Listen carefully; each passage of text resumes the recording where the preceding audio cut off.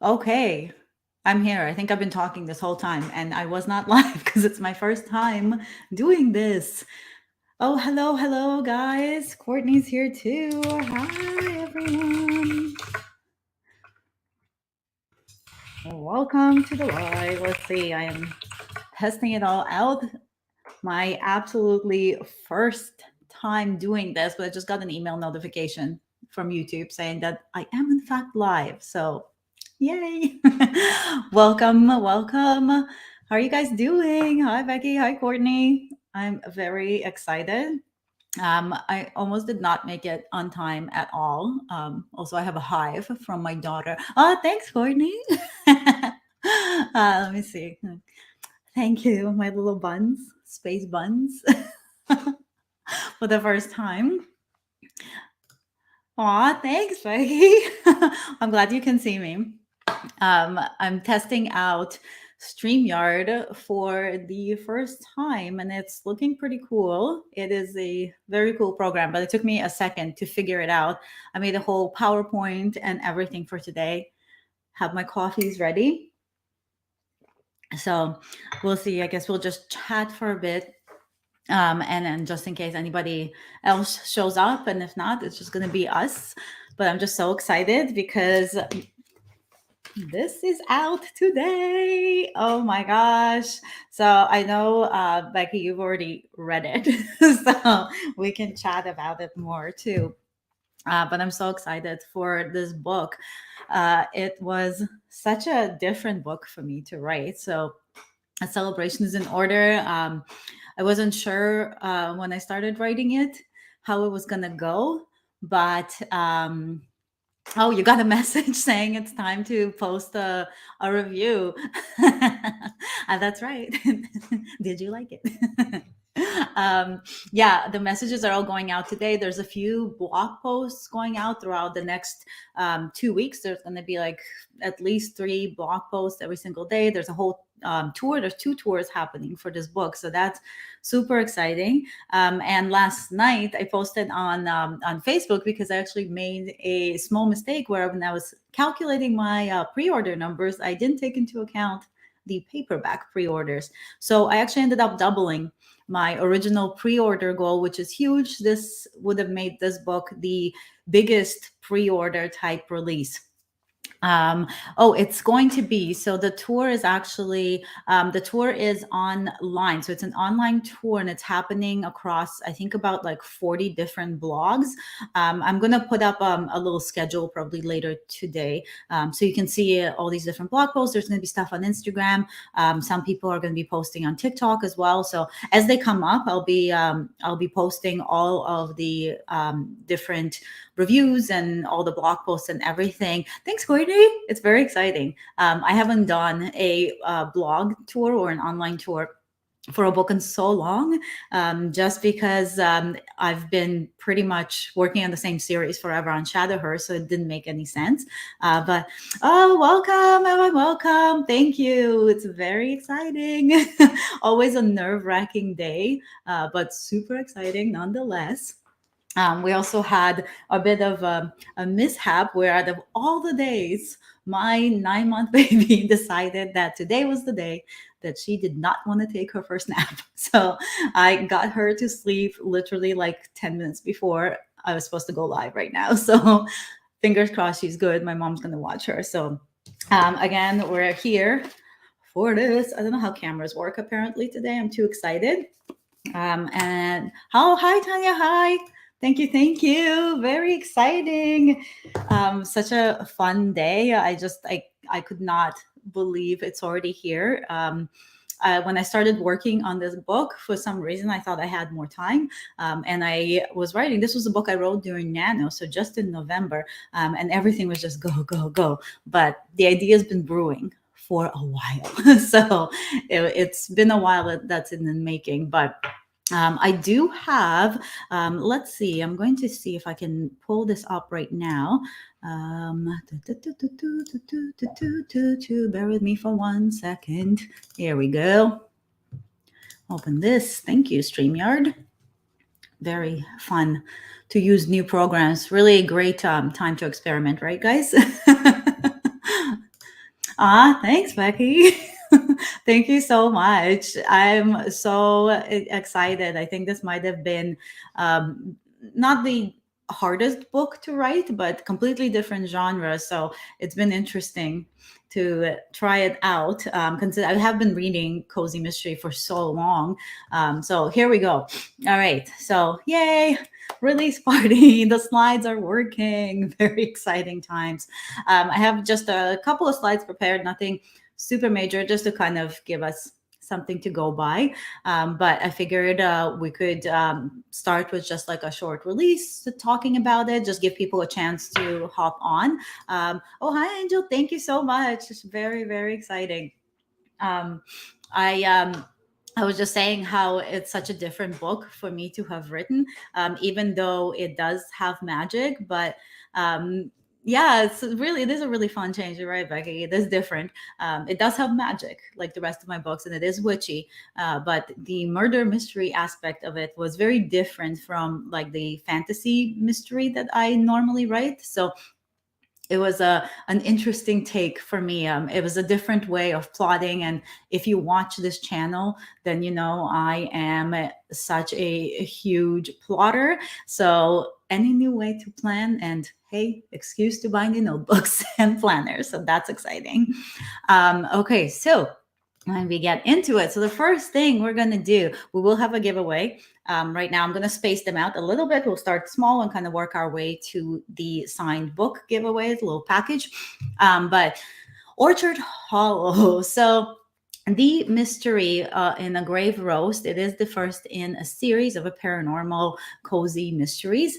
It does take place in a small town, and the way that this small town came about was a little bit different than the way I would normally set up a setting. Orchard Hollow it's a small town like any other cute small town you could imagine. It's got the cute shops, it's got like little streets, everybody kind of knows each other, but there's still people who stay away from one another. There's neighbors who feud, and of course once you add the paranormal, there's going to be different paranormals who don't get along. So it's an entire scene within a scene.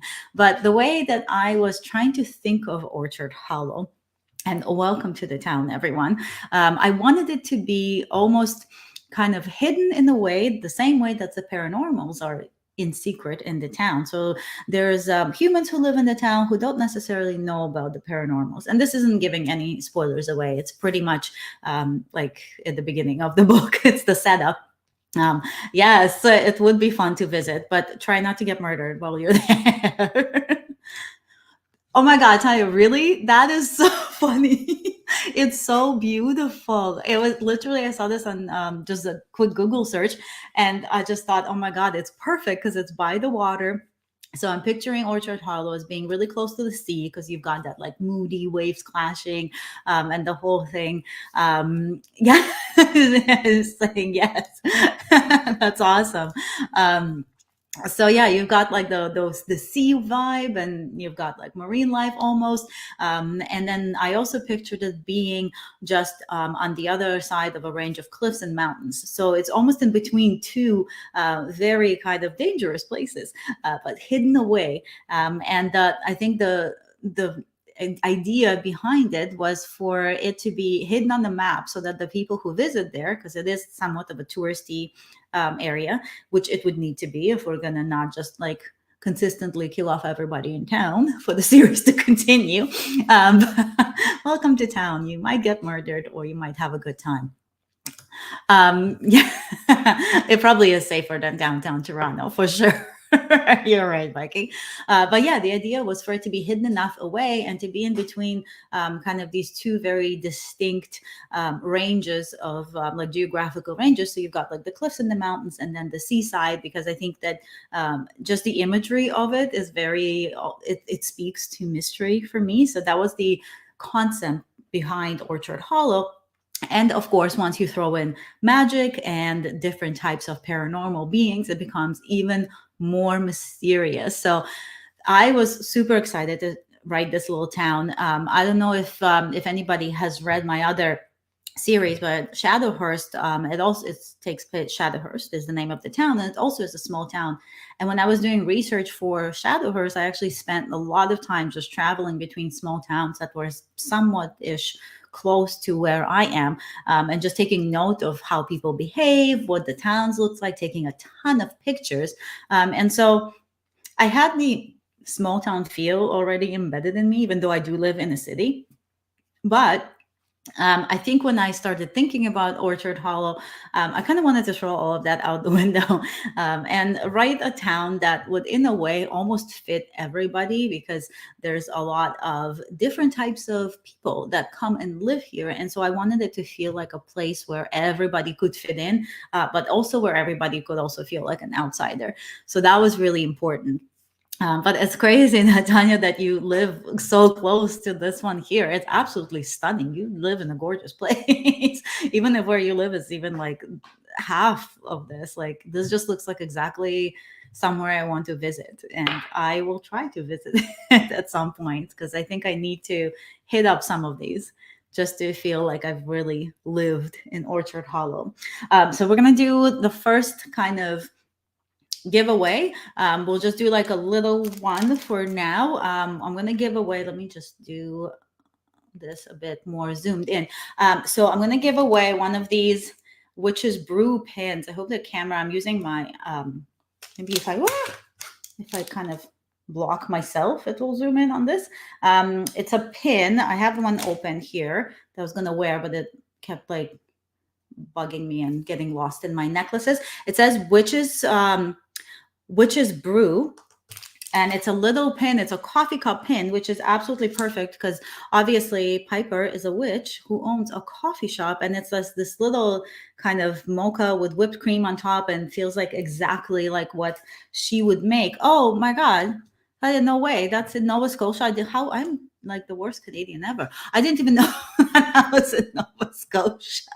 I just picked a picture I liked. I have been to Nova Scotia. What is wrong with me? I have been to Nova Scotia. It's absolutely gorgeous there, but I was very young when I went. So I think I need to do another trip. We have cottages in New Brunswick where my husband's family is always getting to. Oh, Lunenburg. Yes, that's right. Oh, God, just stunning place. Just the scenery, I'm sure, is just amazing. But yeah, we go to New Brunswick fairly often. Not that it's the same thing, but kind of similar. And aside from the winter, I always say, aside from the winters, I would absolutely want to live full year round. But we get bad winters here. And then, yeah, there you go. Oh, hi, you are. Stop. Well, hi. That is so cool. Northern New Brunswick, very nice. Yeah, we're around Miramichi, kind of around there, just about half an hour away. So pretty close to, I mean, I guess that's not really northern, is it? Um, you haven't been, yes, the Maritimes are very charming. It is so nice. And the best seafood, if you're a seafood lover, you're going to get anywhere in the world, I think, for sure. But yeah, okay, let's do this giveaway. So the first giveaway is for a pin. I'm just going to literally like close my eyes and scroll and just land on a random Becky, Miss Becky Bean. You got a pin. So I'm going to put my email in case people don't have it in the comments here. And then afterwards, just send me an email, everybody who won. And there's not that many of us on right now. So I think people are going to probably win doubles for sure. So send me an email with what you want at your address, and I'll be shipping them out. So first giveaway was this little Witch's Brew pin. This is so cute. I'm a huge pin collector. I have like a little jacket, like a denim jacket, and I swear it looks like I'm like a 5-year-old because it just covers in all kinds of pins, most of them witchy. So I can't wait to add this one to it. So Becky, you got a pin.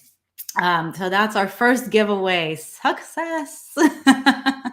In-person delivery request. You got it. You got it, Becky. We can do that. We'll celebrate in person too. All right. So the next little slide here, we're going to meet our sleuths. So These were fun little guys. I had three characters, really three mains in a way, if you think about it, to work on with this book, which is a little bit different. I know in Shadowhurst I have four different POVs, but they slowly came into existence. And in Orchard Hollow, we've got three characters. So Piper Addison, who is our Harry, yes, yeah, your favorite. Harry, he's my favorite too. Look at his little face. He's so sneaky all the time. But we've got Piper, who is our main. She is our amateur female sleuth, as you would have in good cozy mystery. But when I was thinking of Piper, she's a witch. She didn't start out being a witch, actually. So originally, when I was thinking of Piper, because of the other sleuth, because of Stella Rutherford, who's a ghost, I originally wanted Piper to be a medium. But then I thought, well, you know what? If she can see Stella, then she can see other ghosts, and it becomes a whole different other story.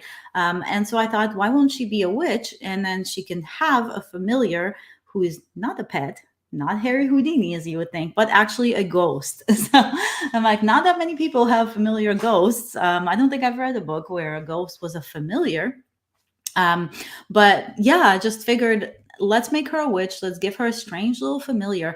And I always pictured Piper as being kind of quirky, a little bit clumsy, just not good at witching, really, because you don't want a witch who's too good at witching. Otherwise, she could just witch the crimes into being solved themselves, right? Living downtown Toronto, Harry's all over to eat the cat food. Yeah, that sounds like a Harry, all right, for sure. Somebody actually said I should have spelled his name as Hair, Hairy, because he's so furry and hairy. I'm like, that is so good. I wish I thought of that earlier, but too late now. Um, yes, it is. Yeah, I thought it was very different for her to have a ghost familiar. Obviously, easier communication for your familiar. But then when I started thinking more about the ghost familiar, and I thought about Stella, I knew she had to be snarky. I just knew she had to be the exact opposite of Piper, and Piper is very like low key. She's relaxed. She's had some not so great luck in life. Her mom is a bit of like a deadbeat, I guess we could say, who is a witch who turned a little bit bad as far as we know. We don't know too much about it in this book yet. She has lost her grandmother who has raised her essentially. And so Piper is very chill. She's trying to make a life for herself. She doesn't want any trouble. She's not trying to join a coven like other witches in town. She just wants to be by herself. She likes relaxing. And then you have Stella. And Stella, our other sleuth, is basically the ghost of a dead rich lady who's had a lot of work done and has a lot of really straightforward opinions. And she is the exact polar opposite of Piper. She is very much obsessed with fashion, obsessed with looking good, with being proper, with the outward appearance that you have in the world, which is not how Piper is at all. Oh my God. Becky, you're killing me here. For those who have never touched a raccoon, their fur is so soft. Mama bought a baby's ear. Oh, it's so cute. Oh, that's adorable. Yes. My parents rescued a baby raccoon once, and they raised it for a while until it was safe enough to kind of like set it out into, there's like a rehabilitation farm for like animals that aren't like dogs and cats and stuff. And they said that he was like the smartest. They called him Stefan. He was the smartest little animal they've ever had in their entire life. Like he just was so clever. He would understand everything right away. And they are really great pets, I guess, if you can keep them. Not if you live like in a condo like we do, but I think I would love a raccoon pet. Like I'd love a little Harry Houdini to just snuggle. But there's an Instagram, I digress, but there's an Instagram account about a pet raccoon that somebody has, and this little raccoon just makes my whole like day complete. Let me just trying to see if I can get the lighting a little bit better because it keeps changing outside. Um, yes, so we will get to learn more about Stella in future books. She is very, very sassy. I really love how sassy she is. I love the attitude that she gives Piper. I think building their rapport was really, really fun to get them together. And then we have Harry Houdini, who is, I guess, a main. I don't know if he's like a sidekick. He's not a pet. That's the one thing I didn't want to have. I think I know that in cozy mysteries, when there's animal cozy mysteries, you expect there to be like pets, and I just really wanted like a little rascal that just messes everything up and somehow helps without meaning to, and just like a little sneaky little bugger, which is exactly what Harry is. And then Tanya, you're saying late 1800s, early 1900s. Wait, what do you mean? Did I? I feel like I missed that. Let me see if I can. Wait, you might have to clarify for me. I'm on like 20 coffees, so it's possible I'm not understanding. But yeah, these are our main sleuths. There are side characters. Of course, we do have a slight love interest for Piper. It is not the sheriff. I know I've considered having a sheriff as a love interest just to kind of give her an in into the criminal world. But I figured it might be more interesting if we don't go that route. So we have a love interest for Piper that is a bookstore owner because, witchy books, everything I love has to be in this one book. Ah, okay. Pictures with people that have raccoons. Yes, it is. Yeah. I don't know if they were like chosen pets at that point. Maybe just not great locks on the house or something.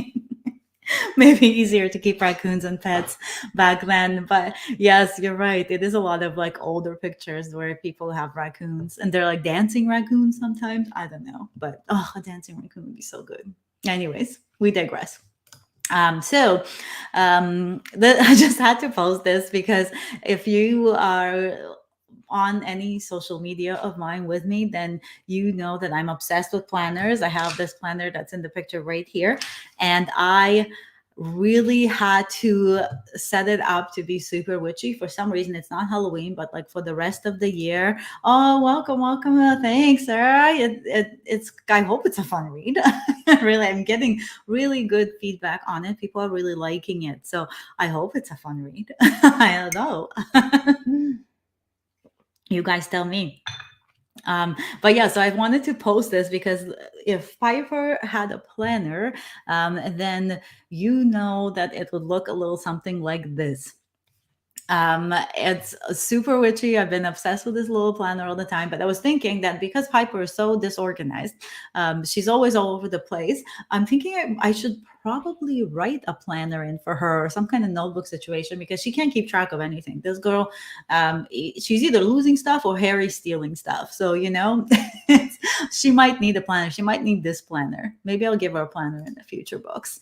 You actually use I just collect them. I mean, I collect them too. Like I couldn't even. This behind me is just like some of the stuff, but this entire cabinet here is pretty much filled with planners, notebooks, and a bunch of stuff that I always tell myself I'm going to use, but I don't. I just kind of hang on to it. So let's do another giveaway. I'm going to take these out of the bag so we can see them, but let's do a giveaway for these. Oh my gosh. Little Harry Houdini raccoon socks and says, I work out so I can eat garbage. I mean, I don't even that could just be a picture of me on there instead of Harry because like I feel like I also work out so I can eat garbage. So they are super cute, eh? Okay. Let's do again. Closed eyes, closed eyes, closed eyes. And Tanya, you got it was your LOL comment that did it. You got these socks. So email me your address and just say socks in case you went more than once, so I know what to send them. They're so cute. I actually, when I got these just for this giveaway, but as soon as I got them, I had to order a one pair for myself because they're so cute. And I just think they'll be so cute in like boots. And also just the whole saying is adorable. So yeah, we got one more. Fun. All right, so we're just gonna do a few giveaways in a row, I think now. But I wanted to kind of talk to you guys about Mocha a la Joe. So I'm just going to show you these cards for now because these go out with every signed copy, and I'm going to send these out for everybody who is winning today. So whatever you get, you're going to also get these two cards, and they're like this premium soft stock. But Mocha a la Joe. So every single book is going to have like a special drink that kind of makes its appearance throughout the book. And in this book, there is a mocha. It's mocha a la Joe because Joe comes up with it. And it's originally kind of like an inside joke between Piper and Joe. But then she ends up actually making the drink, and it's delicious. And it is a caramel macchiato with some sea salt and everything on top. And of course, I had to make it. I love coffee. That's why I wrote a coffee shop, but I'm obsessed with coffee. And so I decided that every single book is going to have a different recipe. And so on the back of the books, you'll actually see, let me just open this up. So we actually have a recipe on the back of the book. And so throughout the series, you essentially have like a full collection of different recipes. And every single time there's a new recipe, I'm going to have a specialty kind of bean me up, which is the Piper's Cafe. I don't know if you can see, but it's like a little coffee cup spaceship rocket taking off. That's the logo for Beam Me Up. And it's going to have like a handwritten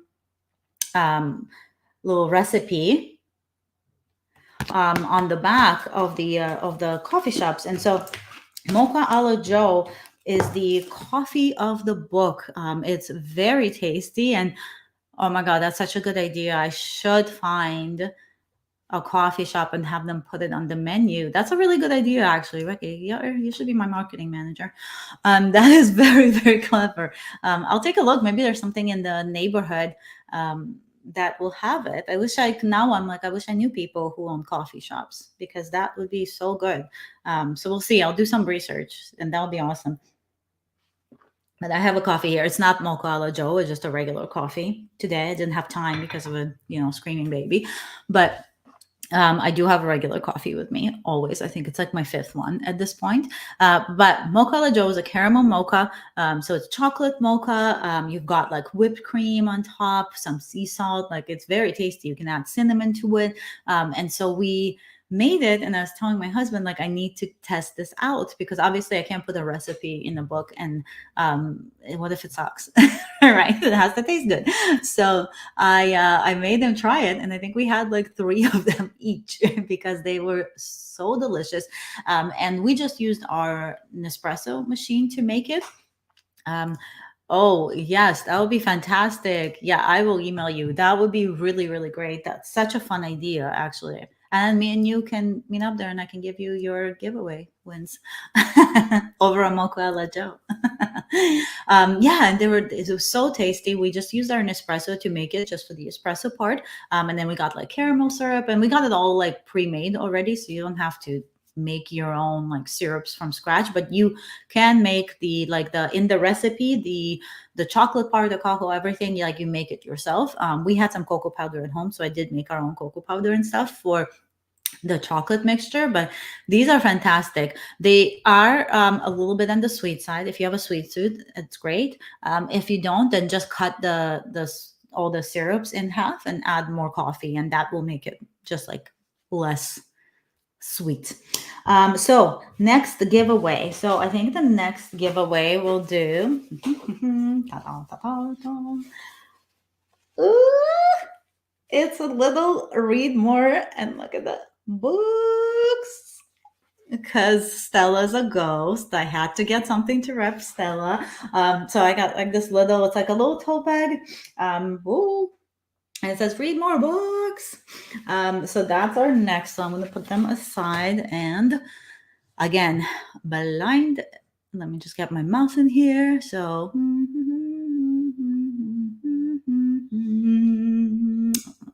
Oh, I just landed on my own. We'll keep going.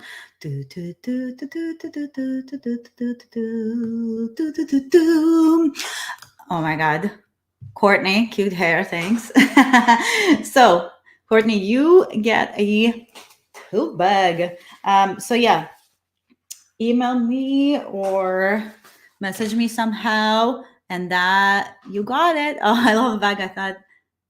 I thought it might look like yes, that's right. He did have yeah, congrats, Jorge. You got the cute bag. Woohoo. It does look like the little ghost too from Joe's books. You know what? Like I actually I got this bag before I wrote that part. And so I think in the back of my head, the little ghost was probably kind of floating around because it is a little ghost, a little book, right? On the logo, on the paper bags. And I actually, after saying that, it is always good advice to read more books. The more, the better.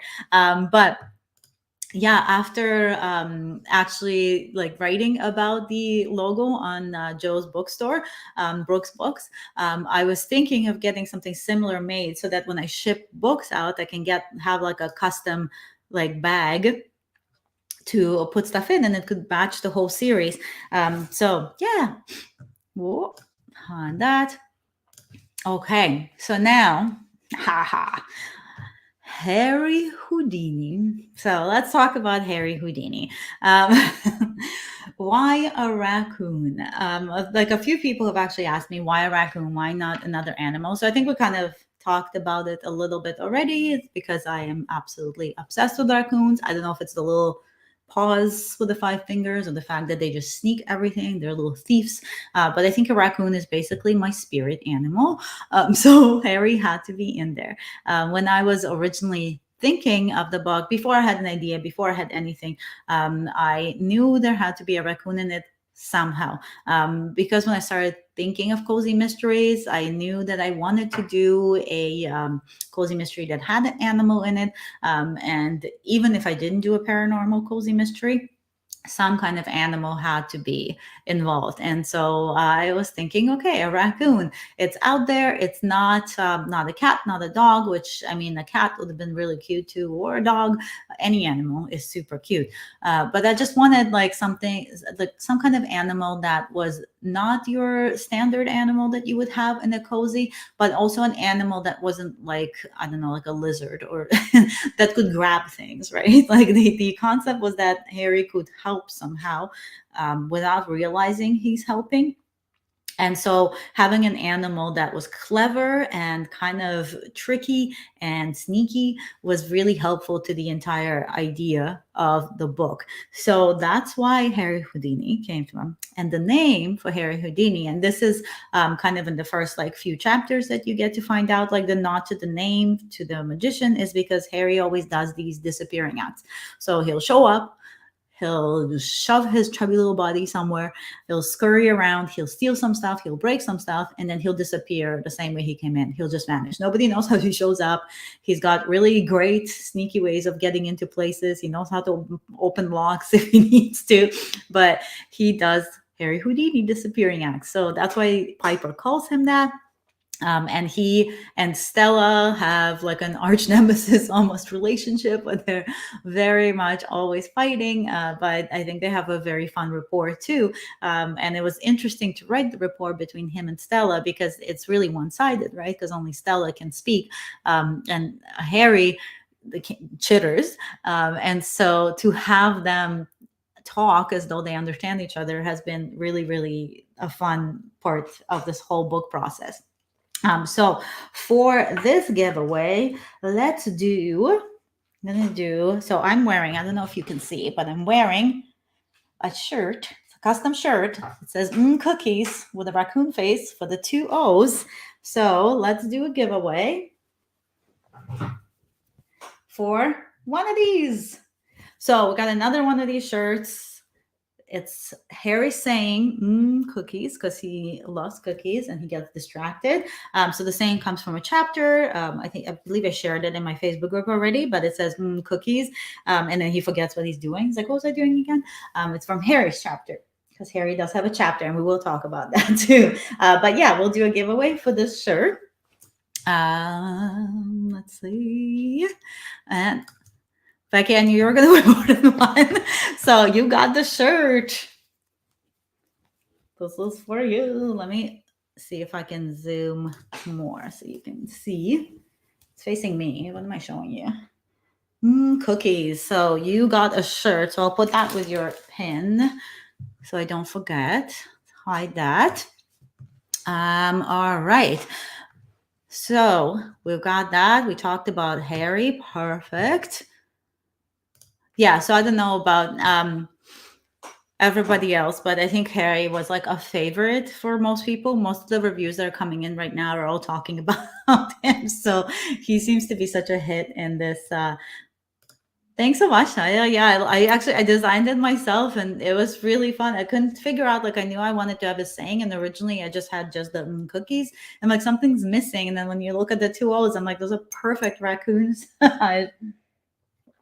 Thanks, Sarah. There's a cute shirt. I love it. They're super soft too. And the purple for the color of the book, I figured was a good way to do it. So I just wanted to talk very quickly about book 2. Me too. You have some whimsical cats I see you sharing sometimes. They're so cute. You should write some cat books about your cats. Yeah, so book 2, Cafe au Sleigh. The name, the pun, super fun to write. I love the pun names that you could have with titles and cozies. I think it's just it takes a while to come up with them, but Cafe au Sleigh instead of Cafe au Lait was just so fun that I had to do it for book 2. So I am working on that book right now. I have it up for pre-order for April, early April. I will try to get it out earlier, but if not, I wanted to give myself enough time. It did take a little bit longer to figure out the plot of this one because I just wanted to be more twisty even than the first one. And there's in book 1, so in A Grave Roast, which we're celebrating today, in a grave roast. In the grave roast, the murders, there are 2 murders. I think for the most part, I will work with 2 murders per book if I can. But there are 2 different murders to solve, except one is more recent than the other, right? And in Cafe au Sleigh, you're going to have 2. That's all I'm going to say about this right now. But you're going to have 2 recent murders that are going to be connected. So it's going to be like a very almost traditional cozy mystery kind of feel. And so that took a little bit longer to figure out. But now that that's figured out, it's really flowing, and I am definitely going to be finished on time, hopefully earlier. So fingers crossed. Yes, I could. I know. Becky knows I had an Etsy shop for a while. It was a planner Etsy shop. And it got to be a lot of work with everything else I was doing. But I could start, instead of selling swag on my website, you're right, I could do it on Etsy. It might be a little bit easier. I'll have to see how Etsy fees are. I know a lot of sellers are complaining about that right now. So I'll have to take a look to see if it makes sense. But if not, I can always just put it on my website and sell them direct from there, which could be easy too. Same kind of shipping, so just have to make it cute. Yeah, so book 2 is in the works. I'm not entirely sure how many books there will be in the series. I think I'm just going to keep it open and go from there. But I'm really excited about this one. There will be a cover reveal soon. So there's going to be a cover reveal actually in the next couple of weeks, I think, for Cafe au Sleigh, because the pre-order is out with just one of those mock covers that are kind of covered.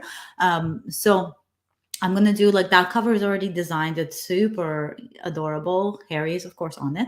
But that's going to be coming up. So stay tuned for more news on Cafe au Sleigh. And if you want to read the actual, let me see if I can pull up maybe the blurb for it, or I can just kind of direct you guys if you want to go on there. But I also want to pull up a little excerpt for us to read as well. Okay, so for Cafe au Sleigh, just read it straight off of, so you can get an idea of what we'll have for book 2. Oh, apparently there's some cups that you can get that say Cafe au Sleigh on it. Look at that. Maybe I should get some cups for it. Okay, so Cafe au Slay. Piper Addison is not a normal witch, if she's even a witch at all. Life after the Big 4-0 isn't so bad. Piper Addison, resident witch and coffee shop owner, finally found her groove. Business is flourishing, her ghost familiar is miraculously supportive, and she might even have a date for the weekend. There's only one small catch. A dead body puts Piper in an impossible situation. Orchard Hollow's biggest secret is about to be revealed. Dun, dun, dun. And Piper might be the only one who can save the town's paranormal residents. If only she can get a handle on her strange magic. If that wasn't enough, the town sheriff trusts Piper to solve the case. Can she help catch the killer before the whole world finds out about magic? So that is kind of what you can expect in Cafe au Slay. It's going to be fun. The stakes are higher in this one. So that's going to be a really fun thing to go through. So now let's do a really quick, I'll just read it out super quickly. First, we'll do like a short little excerpt for the book, and then we'll do another giveaway before we do our big signed book giveaway. All right, so an excerpt. We started for the front door when my attention caught on something on the floor of the hall. Close to the bedroom lay a small carpet with two silver dishes, one filled with water and the other empty. I bent down and picked up the empty dish, reading the instruction etched into the metal. Margaret the Third. Who? Stella asked. I put the dish down. Daniel's dog. Did you see a dog around here? The ghost shook her head and looked around. Me either. Very odd. Maybe someone else has it, or the police took it or something. My thoughts ran a mile a minute, and I steadied my breathing, continuing to trek to the front. Maybe. Before leaving, I went back into the kitchen and opened all the cupboards. Motioning for Stella to get closer, I nodded toward the big bag of dog food in one cupboard. Don't you think if they took the dog, they'd take her food? I don't know, Stella said. She opened her mouth with a fake yawn. Well, this was about as fun as a trip to the dollar store, so good luck with the rest, and I'll see you at home. With that, she disappeared, leaving me alone in the apartment once more. I stared at the dog food for another few minutes, trying to figure out why someone would take Daniel's dog, but not anything to feed her with. If Daniel had a dog sitter, I was sure they'd take care of the animal, considering how important she was to the warlock. And if it was the police who took her, I shook the thought away. Why did the police need a spoiled brat of a dog? If anything, they'd ship her off to a shelter. I made a mental note to check the animal shelter in the morning to ease my spinning mind and walk to the front. Before I left, I cast a glance at the stack of papers on the console table where Celia's threatening email hid in a pile. Why was she so angry with you? I asked the empty room. The next question I kept to myself, refusing to give it power. Was Celia angry enough to kill? If it was her that hurt the warlock, it still didn't explain the envelope I received on the talisman. Unless the talisman was Celia's and Daniel stole it? But why? It seemed the visit to the warlock's apartment only sparked more questions, and I still found nothing that could help clear my name in the eyes of the police. What if? No, don't even think about it. I reached for the door handle. Don't think about what? Stella asked behind me. My mind must have been spinning furiously because this time I didn't have a mini heart attack when she snuck up on me. I thought you went home.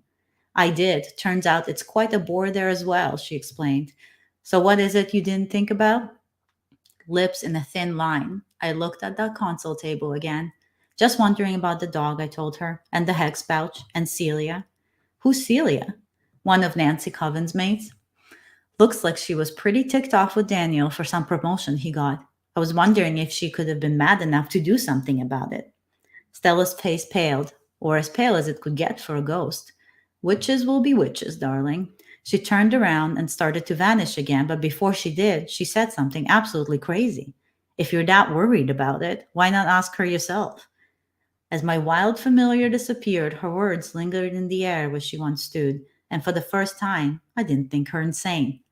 I hated to admit it, but Stella had a point. There was one clear way to answer all my questions and find out how I got roped into this gruesome situation. I had to question Celia, and I had to do it before the police. If I was right and she had something to do with Daniel's death, I knew the witch would pin the entire thing on me, if only for the chance to get favor with Nancy. This, friends, was exactly why I didn't have a coven. You couldn't trust a witch, not in Orchard Hollow. So that was a little, oh, thanks, Becky. That was a little expert for the book. I have sent it out to a couple of blogs, and I picked that one because it really propels Piper into the mystery, into having to solve it. It shows a little bit of the relationship between Stella and Piper, and it kind of gives us a hint of like not trusting any witches in Orchard Hollow. Thanks, Court. Thank you. So I really love that excerpt for the book and for Piper. And speaking of not trusting witches, the giveaway. So we have a little witchy package. I kind of unpacked it, but I'm going to go through it. So you get the book of spells. I put together like a whole, oh, thanks, Haya. Yeah, the book of wicked spells is the first one you get. You get Life as a Witch and Then You Fly. It's a little magnet paper pad. We got witch notes. It's just like a little it's plain paper inside. It's a little notebook. Had to throw in some washies in there for you to work on your notebook. A little leather pen loop as well. So basically like a little, if you're setting up a witchy notebook, you had a book, you got this little leather kind of dark witchy pen. And I don't know if you can see, actually, let me take it out of the little bag that it's in. But it's like a little envelope and it's got crystal, like a little bottle of crystals in here. So a super little witchy situation here. So let's do a quick.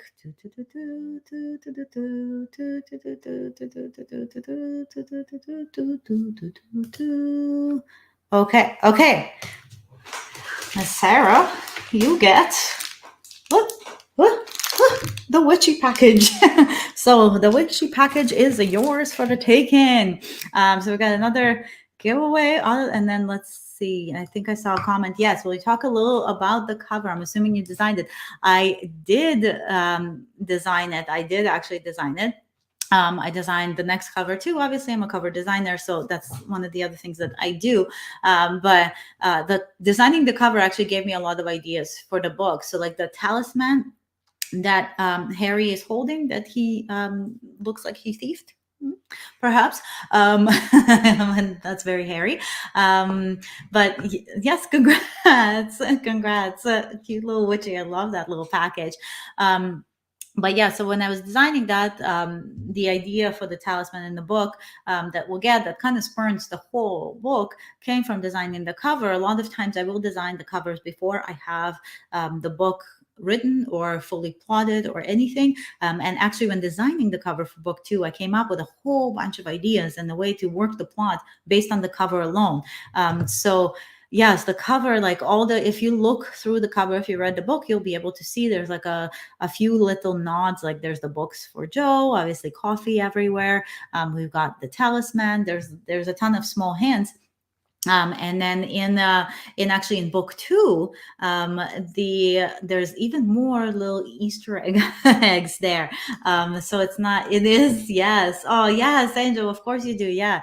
It is really great to design your own covers because you can get so many inspirations. And even if you design the cover just for fun, not for any book, it might inspire an entire book from that. So I love it. It's such a great creative excerpt.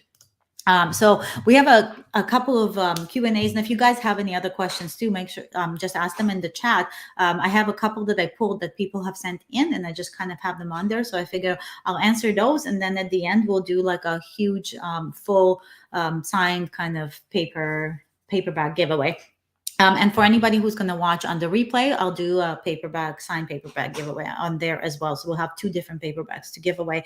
And if you have pre-ordered a paperback and you didn't get like a signed one, if you just pre-ordered it on Amazon or Barnes and Nobles or anywhere, just let me know and I'll send you a signed book plate for free to go with that if you want to. So just I'll put my email in the chat again. So yeah, if you got a paperback pre-order, just email me and send me your address, and I'll send you like assigned book plate to go in there. So let's take a look at the Q&A. So what inspired a grave roast was one of the questions that someone asked me. And it's funny because what actually, it's surprising what inspired a grave roast. So Stella Rutherford, the ghost familiar, inspired a grave roast because when I was I knew that there's going to be Piper, and I mentioned I thought she was going to be a medium. But the reason that all came about is because for some reason in my head, I had the picture of Stella. I had this image of like a bratty kind of full of attitude, dead rich woman. I don't know why.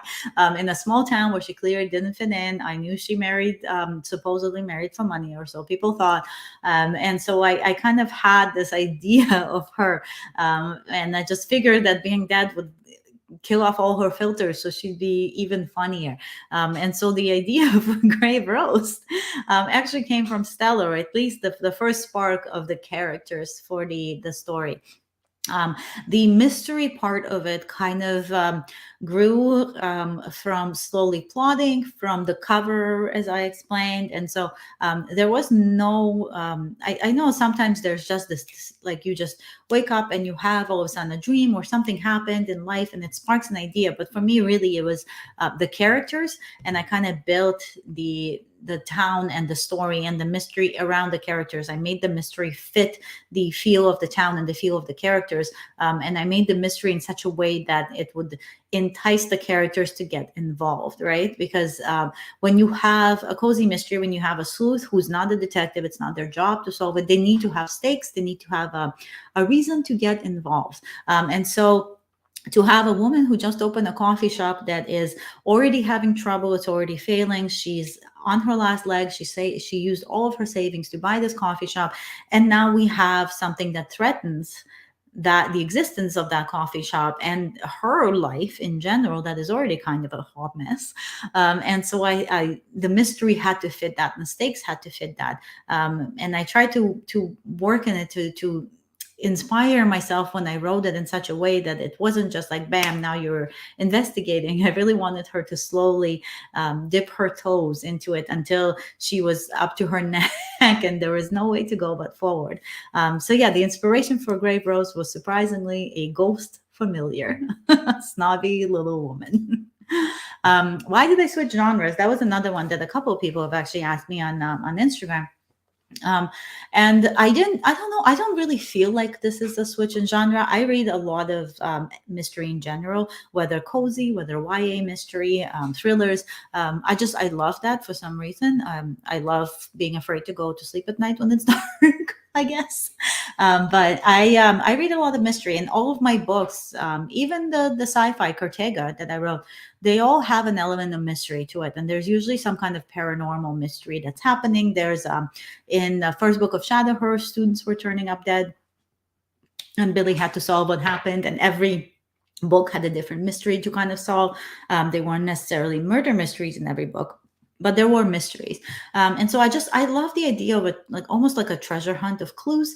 I love not knowing who did what. I love the guessing game. And so I don't think I necessarily super switch genres. I guess I did because I'm not writing teenagers anymore. There's no young adults in this one.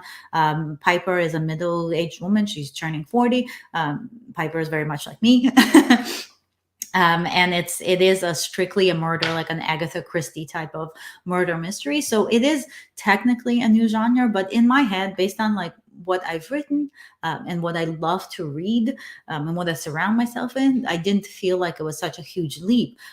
So I think I switched into cozy mystery because I kind of wanted to tap into the mystery aspect of it more. Like I wanted to that the clues, and I wanted the murder boards, and I wanted the solving of the crime. Like that was really drawing me into some of the other books that I've written, and I kind of missed that because as Shadowhurst, as that world got bigger, and as we had more and more books in that world, it became so involved that the small part of the clues and the solving one specific crime kind of disappeared because the stakes are higher, obviously, and the whole story is higher, and we have more characters. And I missed that. I missed that the first book, small murders and solving of them. And so I figured a cozy mystery will get me right back in there, because every single book is in a way a standalone. So it will give me a chance to work on it in my own pace and also write what I love to write and read. So that's why I switched, technically sort of switched. Yes. Do I have a favorite character in the book? Yes, thank you, Tadia. Good luck with work. Thank you.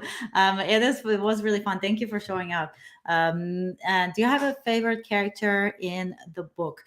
So I want to say Harry, but I think I kind of answered that with like who the inspiration was for the book, and I think honestly, I think it's Stella. I think because of how she is as a character, as a person, her interactions are my favorites with pretty much anybody she gets involved with. She says what she thinks. She's always on the ball. There's always some kind of snide remark, and I just absolutely love that about her, and I love writing that for her. And then we have kind of like a multi question. Is there a reason you chose to write Harry's point of view chapter? Is there a reason there weren't more? And might we hear more from him in future books? So, first and foremost, you will hear more from him in future books. I chose to write Harry's POV chapter because I wanted there to be almost a discovery that didn't feel like a discovery. So there are hints in that chapter that come back later on. There's like a smell, there's things he discovered. I also wanted him to be the one to find the first body. I wanted him to accidentally lead Piper to the body because I didn't want her to have to do everything. So I wanted them to work almost as a team. And the idea for Harry is that he sees things a little bit differently than the way that Piper or Stella would. He has a different perspective, and so I thought it might be really interesting to see the murder from a different perspective, because I think it might it would have helped Piper in the future without her even knowing it.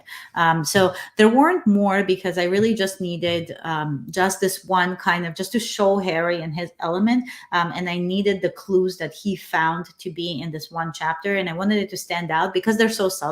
If I had more of them, I felt like I would be just kind of like beating around the bush, and it might be a little bit too much Harry, not enough of Piper. But there is going to be more of him. He will have other POV chapters. I will be writing one more in the next book, and then I don't know if I will write Stella's chapter or maybe somebody else. We don't know who might make an appearance.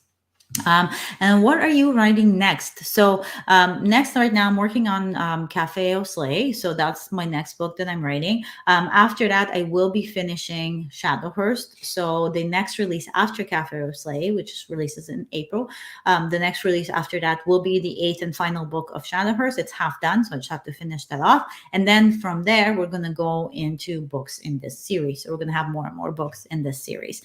So how many books will this series have? A perfect transition to the next one. I have no idea. Honestly, I don't know. I'm going to keep going with it. So I know that Cozy Mystery can run as short as like 3 books for a series, and as long as like 25 to 30. So we'll see how it goes. I'm not saying I will have 30 books, but who knows, right? Okay, so now let's do our final giveaway. So the final giveaway will be for a signed copy of a Grave Roast. Got this little paperback here. So we got a signed copy of a Grave Roast. And then you get, just like with the other giveaways, you get the 2 cards. So we've got the Bean Me Up card here with the Mocha a la Joe recipe on the back. And then we've got just a Grave Roast with the cover card with the blurb for the book on the back. You also get a hairy little ear bookmark. I don't know if you can see, but it's got hairy ears and it's got his saying on it. A holographic Harry eating a cookie sticker. I love these. This is all over my planner. And then you'll get another witchy pin with this little package here. So this is going to be the signed copy, and we're going to have 2 of these. So one for someone I will pick right now, and then we're going to have someone else that I will do on kind of like a replay. So we'll do that. So let's see. Sarah, you got, I don't remember what else you got. I can't remember what else you got, but you're getting this too. And then for the replay, if you are watching this on the replay, so just make sure that you email me, putting this down again. So just make sure you email me your address and tell me everything, all the other little gifts that you've won. And then if you are watching this on the replay, just drop a comment. Pretty much anything you want to comment. I mean, maybe don't say mean things to me, or I'll cry. But anything you want to comment, say hello, say where you're from, say you're welcome, yeah, fun. Yeah, say hello, say where you're from, tell me if you like the book, and then we'll kind of I'll just randomly pick like a person from the comments to get the exact same signed book package, little paper bag gift for there. So yeah, that's all I got. We did an hour, perfect timing. Thank you so much for hanging out with me today, you guys. I'm gonna post this video probably everywhere. It's gonna be live on YouTube, and then I'll see if I can get a copy of it posted in our Facebook group, because I couldn't figure out how to do the. I could figure it out, but I wasn't sure if I wanted to go through and just get like the Super Pro StreamYard for this party, because I'm not sure if I'm gonna do more of these lives, but they're going really well. So maybe we'll do more fun lives. We'll see how it goes. But yeah, thank you so much. Thank you. Yes, I loved hanging out with you guys. Thank you for celebrating with me. If you haven't gotten a copy of the book and you want to grab it to support, it's on there. But and if you've read it, leave a review if you liked it. Or if you didn't like it, just leave a review. But thank you so much, you guys. This has been a blast. I hope you have a fantastic rest of the week. Happy Monday. And I will talk to you guys soon. Okay, bye.